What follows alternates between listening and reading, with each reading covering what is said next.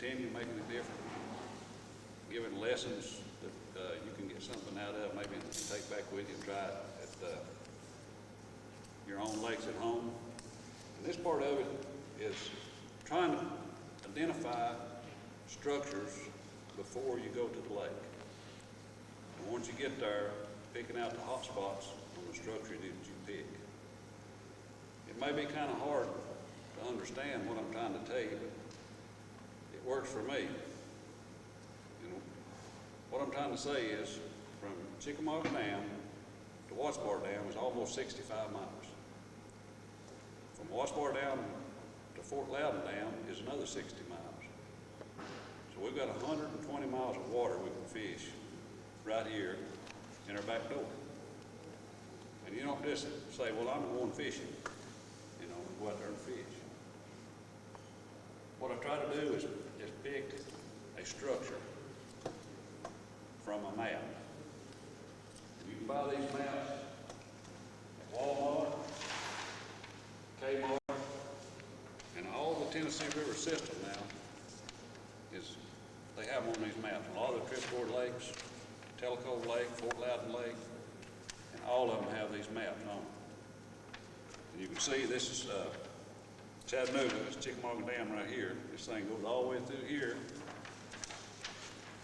and all the way through here to Wattsbar Dam right there. And that's how much area we've got to fish. You know, You lucky 65 dog. miles. What we look at on this, what I look at, that's one on the Chickamauga, we have one here on Wattsbar. Virtually the same thing. And what I try to do is pick a place that has the most tributary streams coming into it in the smallest area. And I found if you pick the biggest area in the area, the biggest body of water, you'll probably have more feeder creeks, cuts, ridges, and all that coming into it. You see this area in here, you can see all these feeder creeks coming in, all these little creeks, all around here. Same way over in here, there you got 1, 2, 3, 4, just a small area here. And these maps are really good because it gives you the depth out here on the channel. It says 12 feet, 14 feet, 20 feet, 40 feet, or whatever it is. Once I pick that area that I want to fish, I start asking myself, what do I see different in this area? I can tell, how far is it out to the main channel or to deep water? You know, where's the deepest water? Is it on that side, this side? And these maps will show you. The next thing I look for is the creek beds that are going through this area, or road beds going through this area. And it'll show them on these maps. You see some little bitty red lines crossing right here. You see that little red line? This one right here? That's the intersection right there, and I stood up, sat right there in my boat and caught 5 fish on 5 casts. And it's the intersection of no road. I thought, boy, they must be waiting on the bus. But you can see the road beds crossing, and you can say one thing about a road bed, it goes all the way. Just about every time it will go all the way, unless it's sealed it in at the end of it. And usually at the end, there'll be an old bridge abutment, concrete piers or something, a rock pile. Well, that's all they had back years ago, was just, you know, pile up rocks and build a bridge across them. And they're still out there. They didn't pick them up. That's perfect structure. You've got a perfect migration route with it. If they want to go as shallow as they can. Next thing I ask my question, is this a good spawning ground? Mr. Perry says that 85% of the fish are in 15% of the water. And I figure if you got a big spawning area, a lot of tributary creeks, you're going to have a big spawn. And I figure the more fish you got out there, the better chance I got finding them. what I do is look at these places on the maps before I go. Another thing, when I do get there, I look at the area around me, just to see what I can see, to see if I can see any big creeks.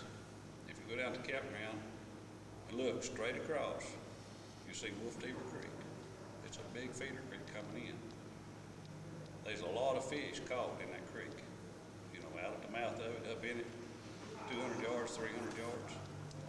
And all up through here, there's a lot of fish. I may ask myself, you know, if this was a farm, was there any old fence rows out there?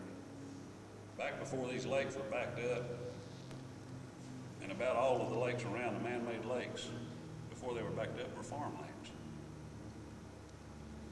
If you've ever been around old farm much, you see the fence row where they plowed and the dirt will throw up on the fence row, and it might be that higher, much higher than, you know, the field.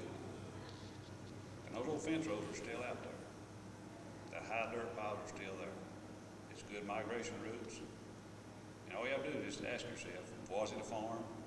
And can I find out, you know, what's there?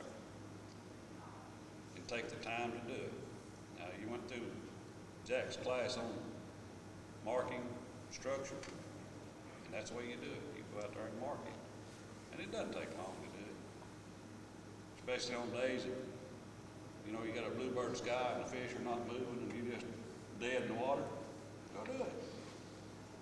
Or do like I do. Go prepare for something else. Take you some red worms and chicken livers. I'm a versatile fisherman. I don't, you know, I'm not out here just go out there and catch a big bass. I can go have fun catching brim, crappie, catfish. It doesn't matter to me.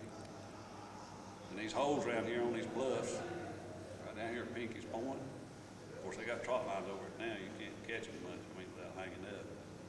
But up Sequoia up here, this bluff right above us, there's a guy called an 80-pound flathead up there last year.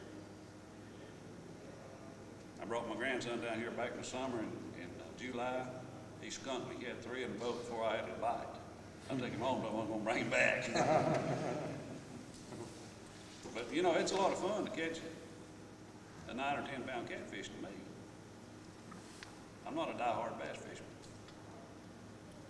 So if I really want to go catch fish, I take something to catch fish with. And if I want to go try to catch bass, and on a good day, I'll go bass fishing. You know, if I've got good ideal conditions, go for it, because you're going to catch it. On maps, when you look at a map, all your maps, except the one that Jack had, I don't know where he got those at, are laid out on contours. Just about all your Corps of Engineer maps are laid out on contours. And what they do, they'll start at sea level. And each one of these lines, on some maps will be 10 foot, some will be 15, some will be 20, you know, it may be 40 foot. But from sea level, come on up to the top of the highest mountain, they have it marked in these contour lines. And what that does, that tells you how big an area is, how flat an area is, how steep it is. If these things are stacked right on top of one another, you've got a bluff, you know, or a high area. If they're spread out like this, so you've got 80 feet right there, that's just a long slope. Now this, if you look at it as a redneck, this is down and this is up. Which way does the water run? You got your river flow down here, come this way. Which way does the water come right in here?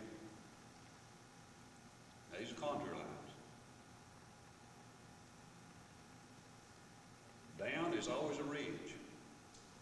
Anything pointing down on the map, going down is a ridge. Anything going up is a valley.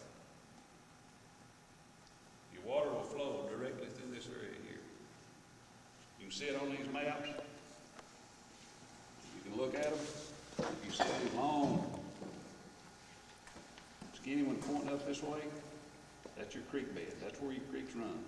And you can pick them out right through there. You can tell how long it is, how far it is from, you got one starting right here, come way down through this right here and all the way out, down, come down to there.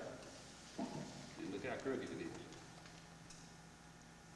And I know this creek right here is at Fucci Pass in Watts Bar. We trimmed out this bank over here to camp on 20-something years ago. We made our own campground. I've never seen a bass fisherman fish this area. There's 2 humps out there that's 14 foot deep. I showed one guy and his wife out there how to troll them one day. That afternoon they went out there and they caught 4 bass over 5 pounds off that one, those 2 humps. And nobody ever fished it. See, this takes a little time to decide where you want to fish. And these maps are a great way to do it. And you may not believe it, you can even look at a road map and you can tell if there's creeks coming in it because it'll have a sharp point on around that lake. It'll be a very distinct sharp point. That tells you that there's a tributary creek coming in there. If you can't find one of these maps, you can use a regular road map. It might save you a lot of time, looking. But when you're out there looking at the area, you look to see if there's any big ridges coming in, if there's any washes coming in or any ditches, and pick your area that you want to start and not drive all over the lake to find that area. But your water would come in here on this uphill run. That's a valley going up. This is a ridge coming down. The ridge probably goes out to deep water, or this creek will probably go out to deep water, one of the two. Now, these are contour lines. Please don't get them mixed up with migration routes, because they are not. And there's a lot of maps, like the ones that we've got tomorrow, on placing markers, that they actually look like migration routes, but they are not. They are contour lines. So you don't need to get them mixed up in between them, just remember that. If you see them that are stacked up here, just real tight, that means you got a 80-foot drop right there, and it may be 20 foot wide, 80 foot tall. And you can see it on that. If you look at the river channels on those maps, you can see some of them are very steep. Now we know that Watts Bar has got a lot of hybrids in it, a lot of stripers. And what we do is chase them on these maps. And you can do it. And I haven't marked it down on them, but you can chase them from the dam to dam. They'll start up in the fall of the year, and they'll move up to a bluff on the river somewhere that's got 60 or 70 feet of water. If you want to catch them, you fish at that bluff. Next 2 weeks, you may have to go to the next bluff to catch them. But you can follow them all the way up from one down to the next. In the summertime, when they come back, you can follow them the same way, right back. They have holes to stop in. When they come down there, they'll stop. I don't know how long they stay there. They may stay there a week. They stay there 2 days. But I got to say, a striper can probably swim 60 miles in a day. So it's a 1 day trip from here to Watts Bar for him, But he don't have to go there that fast. In the same way with walleye. Walleye they go up these tributary rivers in here. We've got a lot of them in Watts Bar Lake and in Chickamauga. People don't realize it, but we do. We have a lot of auger. What they do is they go up these rivers and tributary creeks to spawn in early spring, February, March. And people think, well, they go back all the way back to the main Tennessee River. They don't. They go back to the first 40, 50, 60 foot hole they can find. That's where they stay. They just pile up in there. You still catch them. Get up there and dig for them, put your spread run down there and catch them. But it's just a way of looking at things before you go, and hoping that you can pick your place that you want to fish.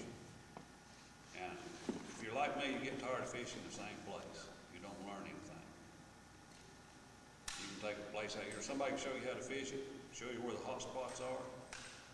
And you can go out there and today, catch fish, you go out there next week, if they're active, you catch fish, you go out there next year, if they're active, you catch fish, the same place. That's called a hot spot. These hot spots are on migration routes. Once you find the hot spot, you need to make you a map. That's very important. Because a migration route may have 3 or 4 hot spots on it, depending on the conditions, water. So you need to really check it out good and make you a good map of where you want to fish and what you want to find when you get there. If you're like me, your memory's not too long, mine is. And I forget a lot of times what I'm supposed to line up with and where it's supposed to be unless I put it on a piece of paper. You know, line up this with that and figure out where it's at. We got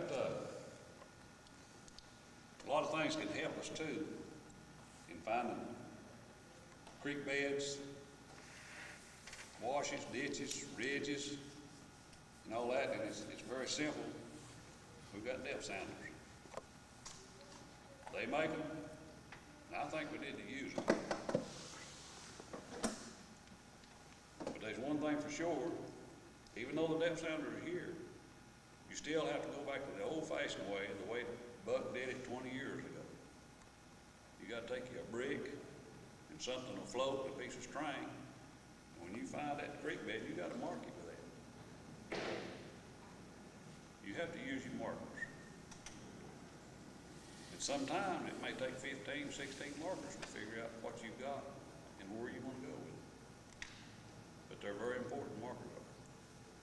But the depth finders will let us search a bigger area quicker. If you got plenty of time, you know, go out there and run it. Find out where you want to go. But just make you a good map of it. Because your hot spots, the days that you don't have time to fish, or the days that you want to go out and show off, take your grandkids out there and let them skunk you. That's where you take them. You can take them to the hot spots. You know, and you put them a hopkin spoon down there or a plastic worm and they catch fish. And you know, I love seeing kids catch some fish. And they'll tell you the boat smells bad too when they do that way. What I'd like to do now is go outside. And we're going to do a little play acting out there, I guess, or we're going to pretend that that's a lake out here. And I'll show you the lake and the boat ramp, and we'll pick out a migration route and show you how to get on the migration route and what to do with it, and where we think the fish will go in bad weather and where they'll come back to in better weather. So if everybody will go out the back door here, we get outside where it's is the bank.